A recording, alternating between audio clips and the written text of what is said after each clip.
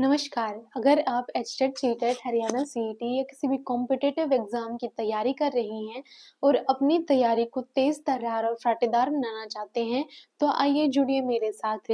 आज हम इंग्लिश पढ़ेंगे। इंग्लिश का हमने पहले कंजंक्शन टॉपिक शुरू किया हुआ था और उसका कुछ पार्ट हमने कवर कर लिया था। आज हम रेस्ट ऑफ पार्ट जो बचा हुआ पार्ट है, उसको कंप्लीट करेंगे। हमने कंजंक्शन के बारे में पढ़ा था, हमने जाना था कि कंजंक्शन होते क्या हैं। मतलब जो वर्ड को वर्ड से जोड़ते हैं, जो फ्रेज़ को फ्रेज़ से कनेक्ट करते हैं और जो एक पूरे सेंटेंस को दूसरे सेंटेंस से कनेक्ट करने का काम करते हैं, उनको क्या बोलते हैं? उनको कंजंक्शन बोलते हैं। इसमें हमने देखा था एक बहुत ही इम्पोर्टेंट बात कि पोज़ीशन को डिनोट करता है, जहाँ पर जो कंजंक्शन है, पेयर वाले कंजंक्शन है, जो सेकंड पेयर है, वो जिसके साथ जुड़ा होगा, फर्स्ट पेयर भी उसी के साथ जुड़ा होगा। मान लीजिए सेकंड पेयर नाउन को कनेक्ट कर रहा है, नाउन मतलब सेकंड पेयर के आगे नाउन है, तो जो फर्स्ट पेयर है उसके आगे भी नाउन ही होगा। वर्ब है तो वर्ब होगा, एडजेक्टिव है तो एडजेक्टिव होगा। मतलब पोजीशन सेम पोजीशन को डिनोट करने का प्रयास करेंगे ये। मतलब इसमें ना कोई भी जो एरर दे दी जाएगी वो एक पोजीशन से रिलेटेड एरर इसमें आ सकती है। मैंने आपको बताया कि कंजंक्शन किस-किस को जोड़ता है, वर्ड को वर्ड से जोड़ता है, फ्रेज़ को फ्रेज़ से जोड़ता है, सेंटेंस को सेंटेंस के साथ जोड़ता है। हमने कुछ कंजंक्शंस के रूल पढ़ लिए थे, आज हम आगे पढ़ेंगे। तो देखिए, लिस्ट के साथ शुड का पेयर बनता है। ये मैं पहले आपको जो क्लास रिकॉर्ड की थी उसमें करवा चुकी हूँ कि लिस्ट के साथ हम शुड का पेयर बनाते हैं। जहाँ भी हमें लिस्ट दिखेगा वहाँ हमें एरर दे दी जाएगी शुड, वुड करके या वेदर करके या इफ करके, तो वहाँ पर हमें क्या यूज़ करना है? शुड का यूज़ करना है। ऑल्दो और दो के साथ येट का पेयर बनता है। जब हम वर्बली लैंग्वेज यूज़ करते हैं तो हम येट का यूज़ करते हैं और जब रिटन फॉर्म में हम यूज़ करते हैं तो कॉमा प्रयोग किया जाता है। हम इसके एग्ज़ाम्पल करेंगे तो ये हमें और क्लियर होगा। अनश्योरिटी मतलब कुछ चीज़ें ऐसी होती हैं जिनमें लैक ऑफ श्योरिटी होती है, यानी कि निश्चितता की कमी होती है। ऐसी जो जो भी मतलब कुछ बातें होती हैं, उनमें निश्चितता की कमी है, ऐसी बातों के साथ हम वेदर का यूज़ करते हैं। जैसे मैं नहीं जानता, मुझे नहीं पता, पूरा श्योर नहीं हूँ, मुझे संदेह है, पूरा श्योर नहीं है, मुझे डाउट है, उसके बारे में मैं नहीं जानता, उसके बारे में नहीं पता है या मुझे संदेह है, मैं श्योर नहीं हूँ, नॉट श्योर हूँ। मतलब ऐसे अनश्योरिटी शोइंग वर्ड्स के साथ हम क्या कंजंक्शन यूज़ करते हैं? वेदर कंजंक्शन का यूज़ करते हैं। किसका यूज़ करते हैं? वेदर कंजंक्शन का यूज़ करते हैं। किसका यूज़ करते हैं? वेदर कंजंक्शन का। नेक्स्ट रूल देखिए, जब WH word as a conjunction use हो, जब WH वर्ड एक कंजंक्शन की तरह प्रयोग किया जाए, तो उसके आगे हेल्पिंग वर्ब नहीं आती। वैसे जब कोई भी सेंटेंस शुरू होता है WH वर्ड से, तो उसके आगे पहले WH वर्ड होता है, फिर हेल्पिंग वर्ब होती है, फिर मेन वर्ब होती है, ऐसे यूज़ किया जाता है। लेकिन जब हम as a conjunction WH word का यूज़ करेंगे, तो उसके बाद हेल्पिंग वर्ब नहीं आएगी, उसके बाद सब्जेक्ट आएगा। जैसे एक बहुत ईज़ी सा सेंटेंस देखिए, व्हाट इज़ योर नेम? तुम्हारा नाम क्या है? तो व्हाट क्या है? एक WH वर्ड है और ये क्या डिनोट कर रहा है? इंटरोगेटिव सेंटेंस है ये। तो WH वर्ड के बाद व्हाट इज़ हेल्पिंग वर्ब है और उसके बाद ऑब्जेक्ट का यूज़ किया गया है। लेकिन हम जब WH word as a conjunction use करेंगे, तो हमें क्या प्रयोग करना होगा? हेल्पिंग वर्ब का प्रयोग ना करके उसके बाद हम सब्जेक्ट का यूज़ करेंगे और उसके बाद अपनी हेल्पिंग वर्ब का यूज़ करेंगे। तो conjunction WH word as a conjunction use होंगे तो सब्जेक्ट और उसके बाद हेल्पिंग वर्ब आएगी। आई होप ये चारों रूल आपको मोटे तौर पर समझ में आ गए होंगे। मतलब ये मैंने इंट्रो बताया है, अब हम एक-एक रूल वन बाय वन करते चलेंगे, एग्ज़ाम्पल के साथ आपको क्लियर हो जाएगा और बहुत ही इम्पोर्टेंट टॉपिक है, आपको आना चाहिए। पहले मैंने जो बताया है उनके साथ इनको रिलेट करके आगे बढ़ते जाइए। ज़्यादा मुश्किल टॉपिक नहीं है बट इम्पोर्टेंट टॉपिक है। तो लिस्ट के साथ हम शुड का पेयर बनाते हैं शुड का प्रयोग करते हैं। दो ऑल्दो वैसे तो हम येट लगाते हैं, लेकिन रिटन फॉर्म में हम कोमे का भी यूज कर सकते हैं। अनश्योरिटी अनिश्चितता वाले सेंटेंसेस में हम इफ लगा दिया मिलेगा हमें एरर में, तो वहाँ इफ नहीं लगाकर हमें वेदर का यूज करना है। WH वर्ड कंजंक्शन मतलब इसकी सीरीज में एरर दी मिलेगी, मतलब यहाँ पर WH वर्ड कंजंक्शन सब्जेक्ट से पहले हेल्पिंग वर्ब दी हुई मिलेगी, तो हमें हेल्पिंग वर्ब नहीं सब्जेक्ट का यूज करना है और फिर उसके बाद हेल्पिंग वर्ब यूज करनी है।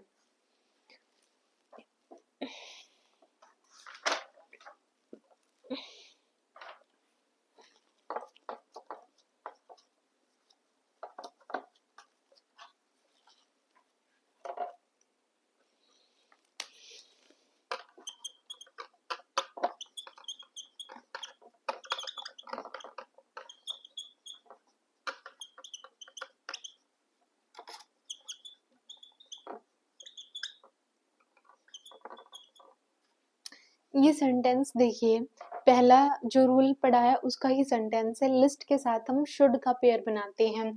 तो walk fast list you won't miss the train.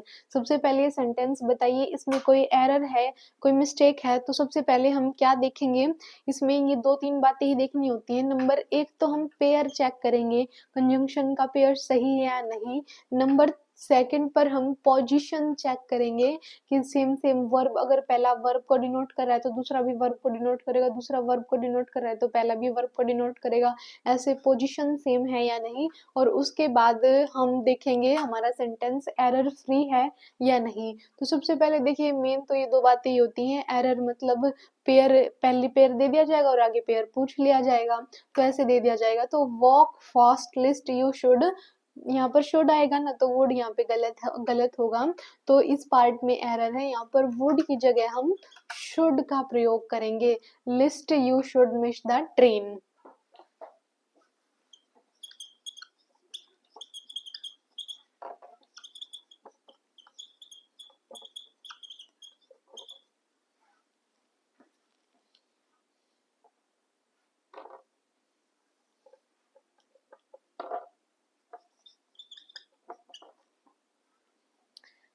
Next sentence देखिए, work hard lest you should fail. तो यहाँ पर सबसे पहले देखिए पेयर ठीक है या नहीं, हमारा पेयर बिल्कुल उचित है। तो ये work hard lest you should fail, तो इसमें तो मतलब इजी है, लिस्ट के साथ शुड का पेयर ही चेक करेंगे और कुछ एरर दिया ही नहीं मिलता। यही एरर दिया हुआ मिलेगा, लिस्ट के साथ हम शुड चेक करेंगे। तो work hard lest you should fail, प्रयास करो, मेहनत करो, वरना तुम फेल हो जाओगे।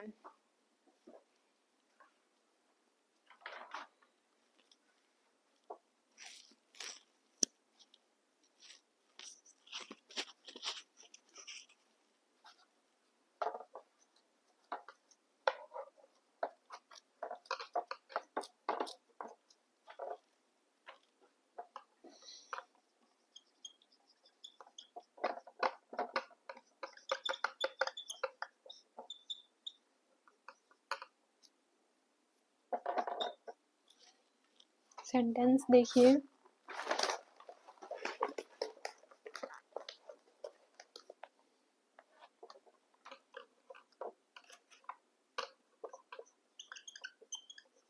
although she woke up late,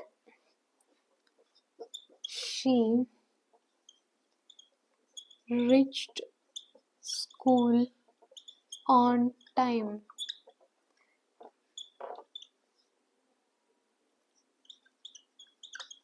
Though he did not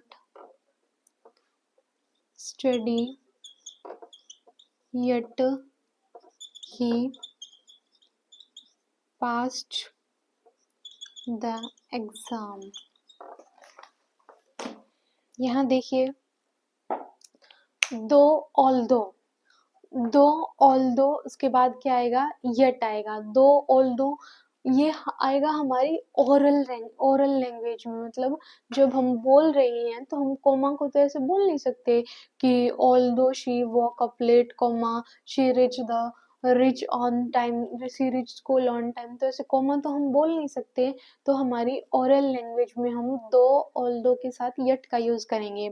जैसे although she woke up late yet she reached school on time, वैसे हम किसका यूज करेंगे रिटन फॉर्म में, कॉमे का यूज करेंगे।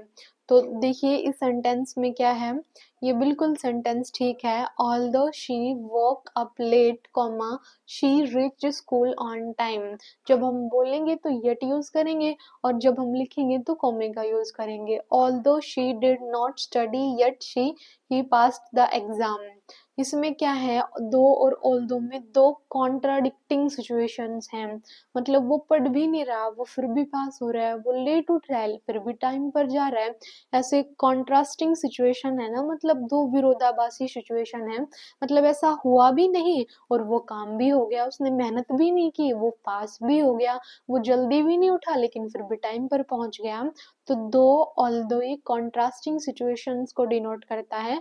ओरल लैंग्वेज में हम इसके साथ यट का यूज करते हैं, लेकिन जब हम रिटन फॉर्म में यूज करते हैं तो इसके साथ कॉमा का यूज होगा। यट भी दिया जा सकता है, तो ये दोनों आ सकते हैं, यट और कॉमा, लेकिन कंफ्यूज होने की जरूरत नहीं है। फर्स्ट प्रेफरेंस हम कॉमा को देंगे और सेकंड प्रेफरेंस हम यट को देंगे। आई होप ये क्लियर हुआ होगा सेकंड रूल।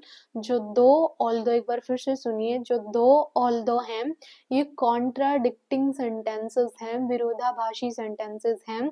इसमें पहला काम तो हो ही नहीं रहा लेकिन दूसरा परफेक्टली हो रहा है। जब देखिए वो टाइम, कोई कोई है वो टाइम पर उठेगा ही नहीं, तो वो उस टाइम पर पहुंचेगा कैसे? अगर हम पढ़ेंगे ही नहीं तो पास होंगे कैसे? अगर हम मेहनत करेंगे ही नहीं तो सफल होंगे कैसे? अगर हमने खाना खाया ही नहीं तो हमारी भूख मिटेगी कैसे? लेकिन बिना खाए भी भूख मिट रही है, बिना जल्दी उठे भी वो टाइम पर पहुंच रहा है, बिना पढ़े भी वो पास हो रहा है। ये कॉन्ट्राडिक्टिंग सिचुएशंस को डिनोट करता है। तो यहाँ दो ऑल्दो का यूज होगा। ओरल में हम येट यूज करेंगे क्योंकि कॉमा को प्रोनाउंस नहीं कर सकते हम, और जब रिटन फॉर्म का यूज करेंगे तो हम कॉमा लगाएंगे। फर्स्ट प्रेफरेंस कॉमा को देंगे, सेकंड में हम येट लगा सकते हैं। तो आई होप ये जो सेकंड रूल है ये आपको क्लियर हुआ होगा। उसके बाद नेक्स्ट देखिए,